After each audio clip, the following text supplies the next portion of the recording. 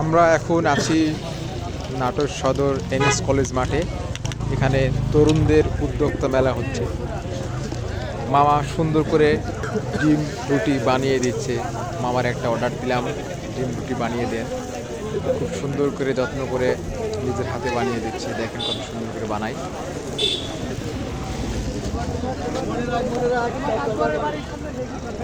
মামার এই ডিম রুটি খুবই সুন্দর এবং বিখ্যাত।